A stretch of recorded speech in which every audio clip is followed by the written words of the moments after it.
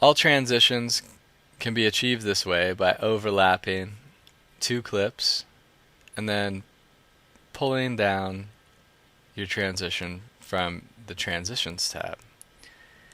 Now if I shorten my track here, what I have is a transition that's too long. What I need to do is decrease the size of my transition by grabbing a hold, clicking down and pulling it. You can pull it out, pull it in. The way that transitions work is that for the exact amount that you have overlapped between video A and video B, you need the transition to be that exact same length. And JCut will try to approximate that for you, but you need to make sure that your transition is not too short or too long. It needs to be exactly the overlap between these two. You can increase the size of a transition, and this right here, if I look at my timeline, it's going to be an almost a 10-second long transition because I have these two overlapping, and then I pull my transition over the course of this 10 seconds.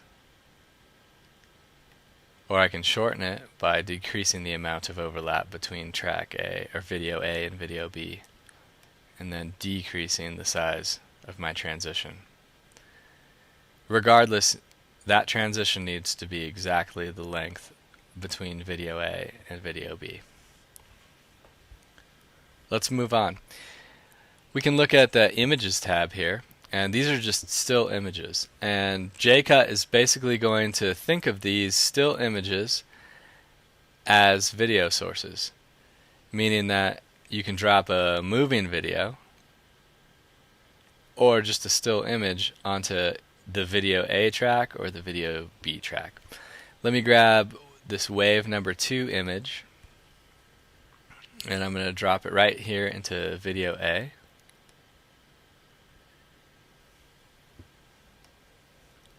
So what we have here is that first we're going to play this clip of the bluefish, then we're going to transition down into video B, and we're going to get a snorkeling shot of this nice school of fish.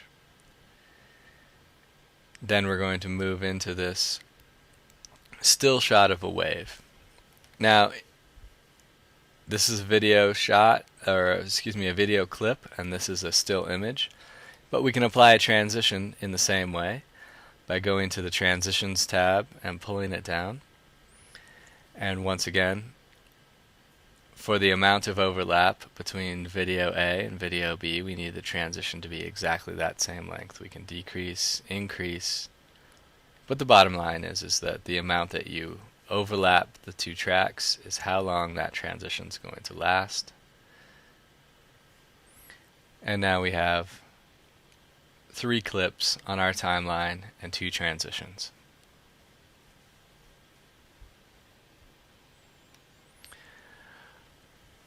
Let's take a look at, because JCut does not have a feature to fade in and fade out,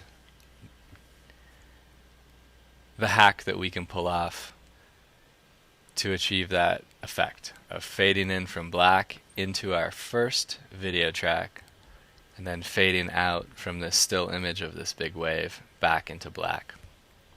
I had you import a JPEG that was called black JPEG, and what I'm going to do is I'm going to grab that, pull that down here to video B, and I'm going to pull it out just a little bit, and notice now I have this nice overlap that we're talking about between video B and video A. What we need to do is I'm going to grab a dissolve and create that transition that goes from what is a picture of nothing but black, and then it dissolves into our first video clip, which is the close-up of that nice blue fish. And the effect that it gives us is dissolving from black into the video shot. I'm going to hit the preview movie button, and that's going to render those transitions. And over here in the preview window, note we see our timeline, our playhead moving here, and it slowly fades in from black to this shot.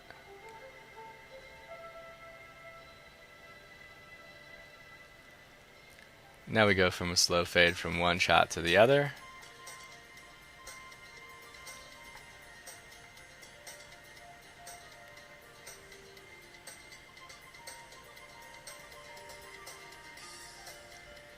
Now it transitions through this wheel transition into the still image.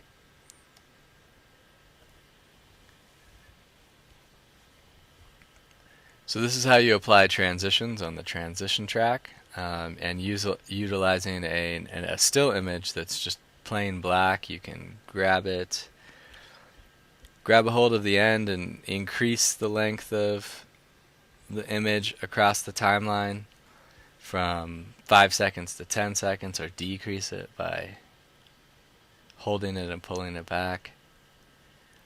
And the amount that you overlap the two tracks, you can put a transition in there. I'm going to put a dissolve.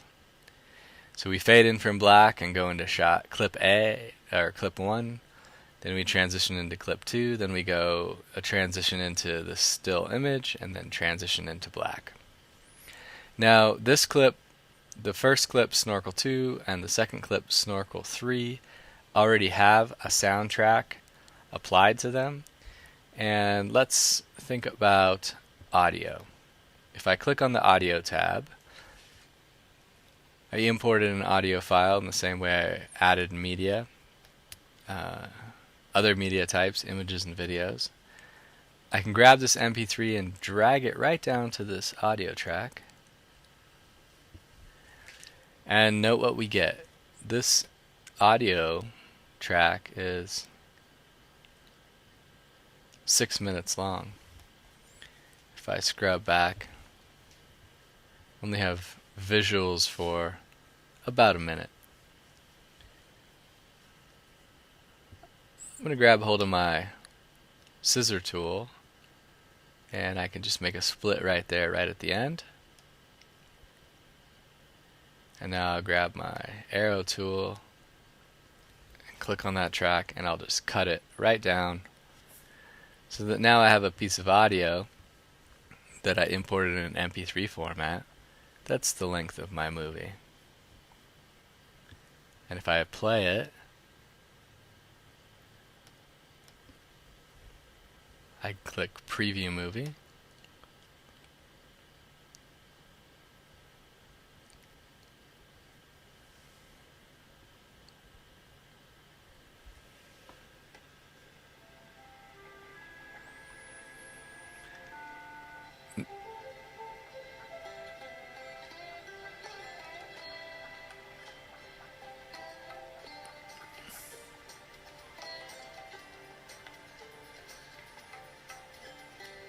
Now I'm not sure it's showing up through my microphone, but what I'd like for you to hear is that this first clip and the second clip both have soundtracks already applied to the video. These are still present, and now what we've done is we've added this MP3 audio file to the audio track, and now this is present. So we're getting two audio sources, or two pieces of music, happening over time. What I want to do is create a sense of continuity across my whole piece, which is about a minute long. So Snorkel 2, which has some music applied to it, if I double click on it,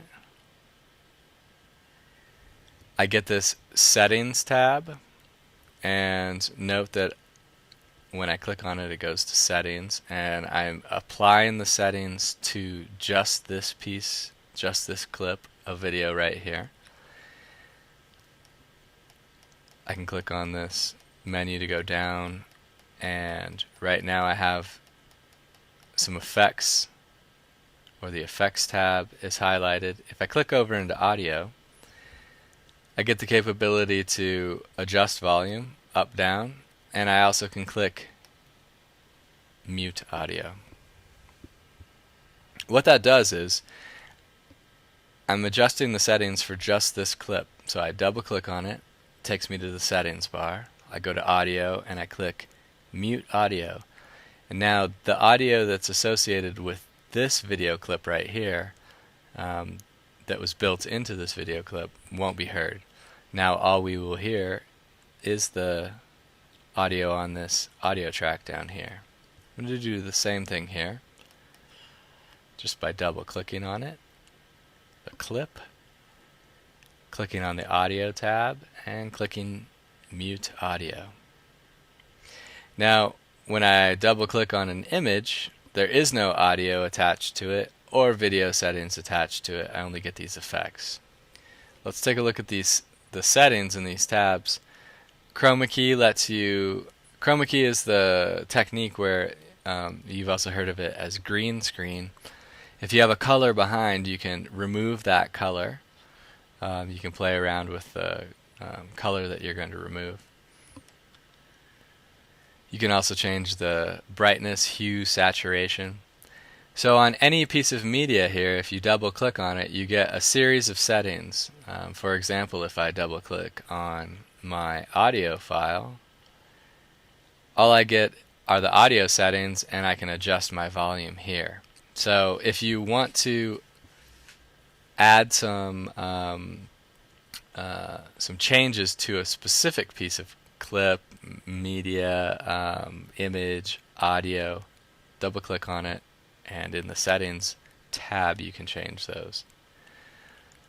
For audio specifically, with a piece of audio you can add a fade in and fade out. It's going to be applied across the piece of audio. So the fade in will happen at the beginning of the track and the fade out will happen at the end of the track. And you can add a series of seconds for that fade in, fade out. It's a good point to remind us that there's a save button down here. Go ahead and click save. And as you move, it will autosave for you. Every time you click preview movie, it will autosave for you. But it's a good idea to click save often just in case a browser crashes.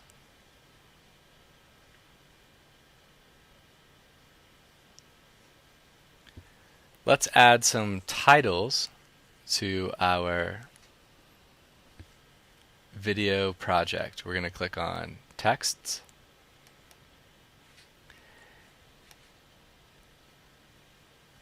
And I'm just going to drag a simple text down here. Fading text moves in, moves out. Flying text moves across the screen, so you can work with these. But I'm just going to grab a simple text. I'm going to drag it right down here to this text track. I can grab a hold of the end and pull it out to make it last longer or make it last shorter. When I have the text double clicked, or when I first apply it, this interface comes up and it lets me change my font size, my font color. I can justify it, and then I can click my text right in here, and I'm just going to say something simple like fish,